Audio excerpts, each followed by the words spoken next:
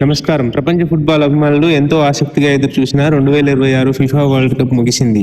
కోట్లాది మంది అభిమానుల హృదయాలను హత్తుకున్న ఈ ఫైనల్లో స్పెయిన్ డిఫెండింగ్ ఛాంపియన్ అర్జెంటీనాను అదనపు సమయంలో 1-0 తేడాతో ఓడించి ప్రపంచ ఛాంపియన్గా నిలిచింది. మ్యాచ్ ఆరంభం నుంచి ఇరు జట్లు హోరాహోరీగా తలపడ్డాయి. సాధారణ 90 నిమిషాల్లో ఏ జట్టు గోల్ చేయలేకపోయింది. దీంతో మ్యాచ్ అదనపు సమయానికి వెళ్ళింది. అక్కడ స్పెయిన్ తరఫున ఫెర్రాన్ టోరెస్ చేసిన ఏకైక గోల్ మ్యాచ్ ఫలితాన్ని నిర్ణయించింది. అదే గోల్ స్పెయిన్కు ప్రపంచ కప్ ట్రోఫీని అందించింది.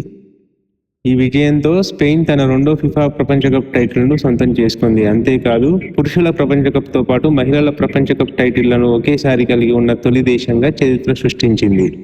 ఈ టోర్నమెంట్లో స్పెయిన్ స్టార్ మిడ్ఫీల్డర్ రోడ్రీ అత్యుత్తమ ఆటగాడిగా గోల్డెన్ బాల్ అవార్డును గెలుచుకోగా, ఫ్రాన్స్ స్టార్ కిలియన్ ఎంబాప్పే అత్యధిక గోల్స్తో గోల్డెన్ బూట్ అవార్డు అందుకున్నాడు. యువ ఆటగాడి అవార్డు స్పెయిన్కు చెందిన పాప్ కుబార్సీకి దక్కింది. మరోవైపు ఫుట్బాల్ దిగ్గజం లియోనెల్ మెస్సీకి ఇది చివరి ప్రపంచ కప్ ఫైనల్గా భావిస్తున్నారు. మ్యాచ్ అనంతరం ఆయన భావోద్వేగానికి గురైన దృశ్యాలు ప్రపంచవ్యాప్తంగా అభిమానులను కదిలించాయి.